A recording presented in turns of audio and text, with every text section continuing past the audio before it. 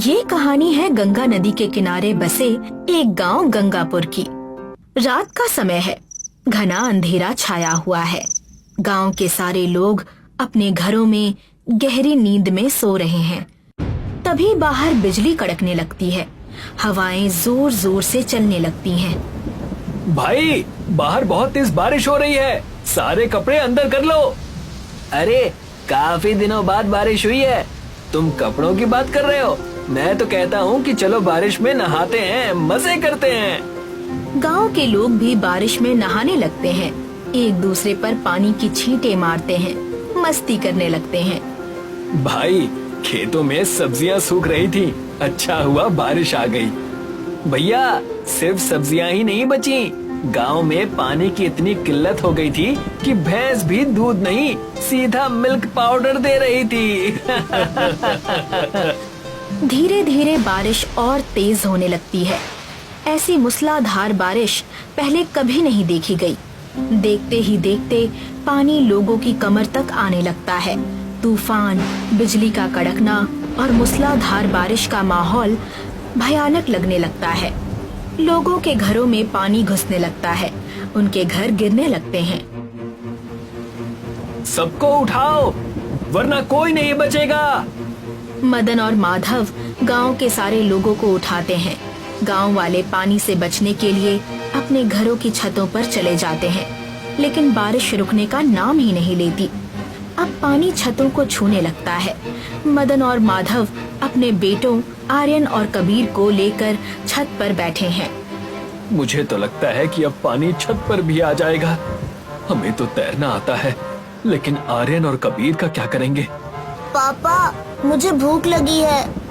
हाँ, मुझे भी।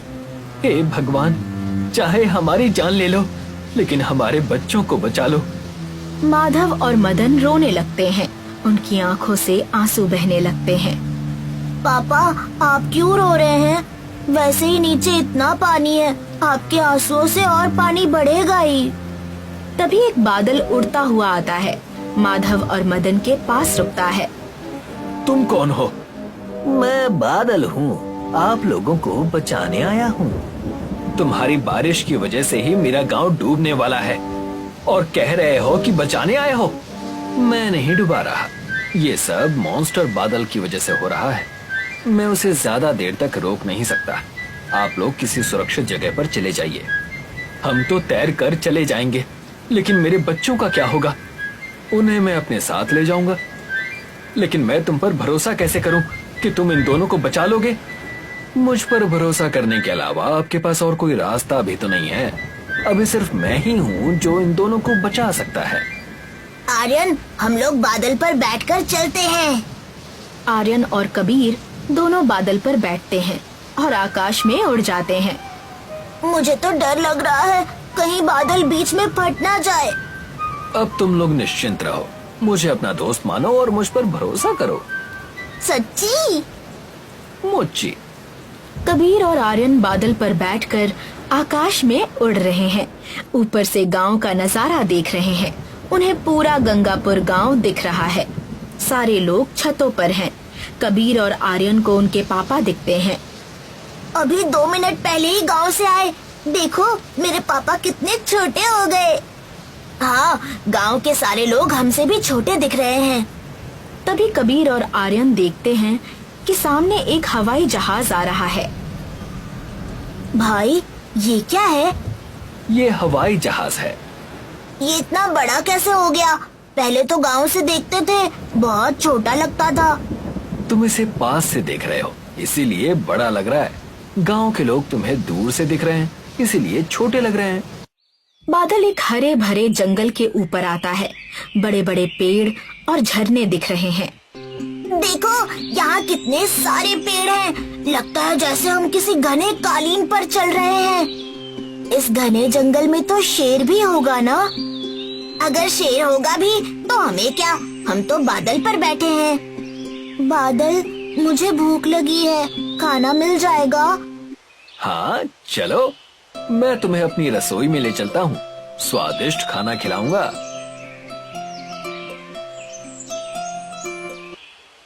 कबीर और आर्यन बादल के साथ उसकी रसोई में जाते हैं और वहाँ देखते हैं कि तरह तरह के चमकते हुए खाने रखे हैं। ये क्या है? ये इंद्रधनुष की मिठाई है। वो कौन सी मिठाई है? ये मूनलाइट मिल्क शेक है। कबीर और आर्यन जी भरकर मिठाई खाते हैं और मिल्क शेक पीते हैं। वाह, क्या मिठाई है, मजा आ गया। आज तक मम्मी पापा ने भी ऐसी मिठाई नहीं खिलाई। चलो अब मैं तुम्हें सूरज का गांव दिखाता हूँ। बादल दोनों बच्चों को लेकर सूरज के गांव चला जाता है। यहाँ आसमान नारंगी और गुलाबी रंगों से भरा है और छोटे छोटे सूरज के टुकड़े हवा में उड़ रहे हैं। आर्यन और कबीर उन्हें दौड़ दौड़ कर पकड़ रहे हैं। कितना प्यारा सूरज है ना। यहाँ का आसमान देखो, कितना सुंदर लग रहा है। आर्यन और कबीर खेलते खेलते हवाओं के शहर में पहुँच जाते हैं, जहाँ ढेर सारे चमकीले खिलौने हवा में उड़ रहे हैं। देखो, खिलौने ही खिलौने। ये कौन सी जगह है? ये हवाओं का शहर है कबीर। यहाँ कभी कभी हवा का बहुत तेज झोंका आता है। ध्यान रखना, कहीं उड़ मत जाना। तभी हवा का एक तेज झोंका आता है जो बादल और कबीर को उड़ा ले जाता है। बचाओ मुझे, बचाओ। मैंने पहले ही कहा था, संभल कर रहना। कबीर और आर्यन हवा के झोंके के साथ आगे आगे उड़ रहे हैं और पीछे पीछे बादल उन्हें बचाने के लिए तेजी से उड़ रहा है। आखिर में बादल दोनों को बचा लेता है। थैंक यू दोस्त, तुमने मुझे बचा लिया। इसमें थैंक यू की क्या बात, ये तो मेरा फर्ज था।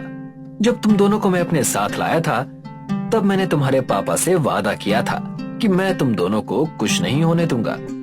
बादल के साथ रहते रहते काफी दिन बीत गए हैं, इसलिए कबीर और आर्यन को अपने गांव और मम्मी पापा की कोई याद नहीं रही। हम दोनों के मम्मी पापा हैं?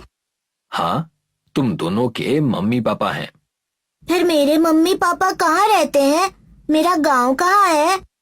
तुम्हारे मम्मी पापा गंगापुर गांव में रहते हैं। मुझे मेरे मम्मी पापा के पास ले चलो प्लीज। हाँ, मुझे भी मेरे मम्मी पापा के पास ले चलो।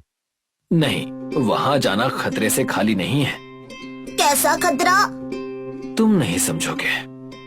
मुझे मेरे मम्मी पापा के पास ले चलो, चाहे कितना भी खतरा क्यों ना हो। कबीर और आर्यन के बहुत जिद करने के बाद बादल दोनों को गंगापुर ले जाने के लिए निकल पड़ता है। कबीर और आर्यन अपने दोस्त बादल के साथ गंगापुर पहुंचते हैं। गांव में देखते हैं कि सारे घर टूटे हुए हैं और हर जगह पानी जमा है, जैसे अभी अभी बारिश हुई हो। कबीर और आर्यन अपने घर पहुंचते हैं, जहां उन्हें उनके पापा माधव और मदन मिलते हैं। अपने बेटों को देखकर माधव और मदन की आंखों में आंसू आ जाते हैं। अब तुम यहाँ क्यों आ गए? तुम्हारा यहाँ रहना खतरे से खाली नहीं है। क्यों? गांव की ये हालत क्यों है? बेटा, ये सब उस मॉन्स्टर बादल का किया धरा है। वो यहाँ इतनी बारिश करता है कि पूरा गांव जलमग्न हो जाता है। लोगों के घर में खाने को कुछ नहीं बचता, सब कुछ पानी में बह जाता है। ये मॉन्स्टर बादल कौन है? उसके बारे में जानकर क्या करोगे? उसे कोई नहीं रोक सकता। मैं उसे रोकूंगा। पहले आप मुझे उसके बारे में बताइए। उसके बारे में मैं बताता हूँ। राजनीपुर नाम का एक गांव था, जहां पर दो दोस्त विशाल और आयुष्मान रहते थे। आयुष्मान को खाना बहुत पसंद था, मगर उसके माता पिता गरीब थे। विशाल गांव के सबसे अमीर व्यक्ति का बेटा था। एक दिन आयुष्मान विशाल के पास आता है। अरे विशाल, क्या हुआ? आजकल तू बाहर ज्यादा घूमता क्यों नहीं? यार, बहुत काम रहता है, स्कूल जाना होता है और पापा मुझे अपने काम पर भी लेकर जाते हैं। अब मेरे पापा तेरे पापा जैसे थोड़ी हैं कि अपने बच्चों को स्कूल भी ना भेजें। हाँ, बात तो सही है, मगर मेरे पिता हर दिन मेरे लिए खाना बनाकर मुझे खिलाते हैं और मेरे पिता मुझे नए कपड़े देते हैं और जब भी उन्हें समय मिले मुझे घुमाने भी ले जाते हैं और कभी कभी तो बिठाकर मुझे जिंदगी के बारे में भी सिखाते हैं। अच्छा छोड़, जाने दे। कुछ खाएगा? क्योंकि मैं तुझे तेरे पिता के बनाए खाने से भी अच्छा खाना खिलाऊंगा। वैसे ये मुमकिन तो नहीं है, मगर तू मुझे वड़ा पाव खिलाने ले चल। जब मैं बड़ा हो जाऊंगा तो इस गांव का सबसे बड़ा ढाबा खोलूंगा। और सुन, तुझे मैं उसमें काम पर भी रखूंगा, तो अभी से अच्छे से काम करने की सोच ले। विशाल आयुष्मान को लेकर वड़ा पाव खाने जाता है। 20 साल बाद विशाल गांव में एक बड़ा ढाबा खोल देता है और आयुष्मान अपने पिता के साथ उनके खेत में काम करने लगता है। एक दिन विशाल आयुष्मान को अपने ढाबे पर बुलाता है। विशाल अपने ढाबे में किसी बड़े व्यक्ति से बात कर रहा था। तभी ढाबे के अंदर आयुष्मान आ जाता है। विशाल, बाहर जा। मगर बाहर जा, बाद में आना। आयुष्मान ढाबे से बाहर आ जाता है। थोड़ी देर बाद वो व्यक्ति ढाबे से चला जाता है और विशाल आयुष्मान को ढाबे में बुलाता है। आओ आओ आयुष्मान। अरे यार, जब मैं बड़े लोगों से बात कर रहा हूँ तो तुम अंदर क्यों आ जाते हो? क्योंकि मुझे लगा कि मैं तुम्हारा दोस्त हूँ, मगर तुमने मेरी दोस्ती का मान नहीं रखा और मेरा निरादर किया। अच्छा देख आयुष्मान, बचपन में तेरे पर रहम करके मैंने तुझे बहुत खिलाया है। अब एक मेहरबानी तुझ पर और कर रहा हूँ। खेती छोड़ अपने पिताजी की और यहाँ आजा काम करने के लिए। नहीं, मैं जहाँ हूँ वहीं ठीक हूँ और खुश हूँ। खुश? तो खुद को देखता है कि नहीं? यहाँ का सबसे अमीर व्यक्ति मैं हूँ आयुष्मान। मेहरबानी कर रहा हूँ तुझ पर, आजा। क्या मेहरबानी मेहरबानी लगा रखी है? तू मुझे मेरा दोस्त लगता था, इसलिए तेरी मेहरबानी को मैं दोस्ती समझता था। तू मेरा दोस्त नहीं है, गरीब कहीं का। तेरे जैसे लोगों को मैं अपने साथ खड़ा ना रखूं। चल निकल, अभी निकल जाए यहाँ से। आयुष्मान ढाबे से निकल जाता है और अपने पिता के पास उनके खेत में जाने लगता है। जैसे ही वो अपने खेत में पहुंचता है, वो देखता है कि उसके पिता के सिर पर बादल मंडरा रहा है। पिताजी, ये बादल ये कैसे? मुझे माफ कर देना बेटा, मैं तुम्हें वो सब नहीं दे पाया जो तुम्हें मिलना चाहिए था। ये बादल हमारे पूर्वजों की देन है, जो पीढ़ी दर पीढ़ी चली आ रही है। और अब वो समय आ गया है कि ये शक्ति मैं तुम्हें सिखाऊं, मगर इसके लिए मुझे यहाँ से जाना होगा। पिताजी, मैं कुछ समझा नहीं। बेटा, हमारा परिवार अनोखा है। हमारे पास बादलों को अपने वश में करने की शक्ति है, मगर ये जादुई शक्ति पिता बेटे को देता है और फिर गायब हो जाता है। नहीं पिताजी, मैं नहीं चाहता कि आप कहीं जाएं। मैं जैसा हूं खुश हूं, मुझे ये जादू नहीं चाहिए। धैर्य रखना बेटा, और याद रखना, अगर तुम्हारा कोई निरादर करे तो इस पर कभी गुस्सा या फिर वापस इज्जत पाने की कोशिश ना करना, क्योंकि उनका निरादर तुम्हारी कीमत नहीं बताता, बल्कि उनके चरित्र को दिखाता है। इतना कहकर आयुष्मान के पिताजी वहाँ से गायब हो जाते हैं। अचानक से आयुष्मान के गले में एक सोने की चेन आ जाती है, जिस पर सूरज बना हुआ था। पिताजी, नहीं पिताजी! आयुष्मान के इर्द गिर्द बादलों का घेरा आ जाता है। वो एक बादल पर खड़ा हो जाता है, जो उसके पैरों के पास ही था, और बादल उसे आसमान में लेकर जाता है। उसे दूर दूर तक सिर्फ बादल ही दिखते हैं। मैं अपने पिताजी की दी हुई शक्तियों का पूरा इस्तेमाल करूंगा और इन बादलों में एक ढाबा खोलूंगा। अगले दिन आयुष्मान बादलों का इस्तेमाल करके एक नया ढाबा बना लेता है और जमीन पर बादलों को जमा कर लेता है। आयुष्मान नीचे बादलों के पास खड़ा था, तभी एक आदमी वहाँ आता है। ये क्या है? ये बादल है।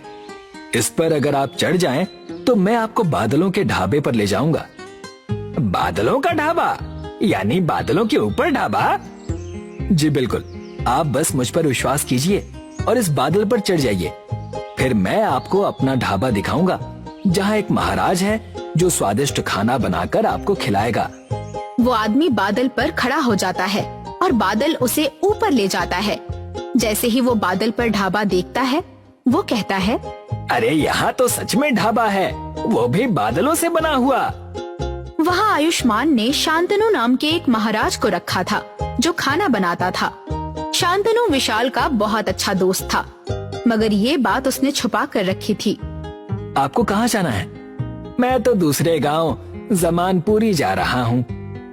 ठीक है, आपको ये बादल आपकी मंजिल तक पहुंचा देगा। सच में? अगर ऐसा है तो अब मैं यहीं पर खाना खाने आया करूंगा और आराम से अपने घर और काम पर जाया करूंगा। वो आदमी बादल पर बैठ जाता है और बादल उसे जमानपुरी पहुंचा देता है।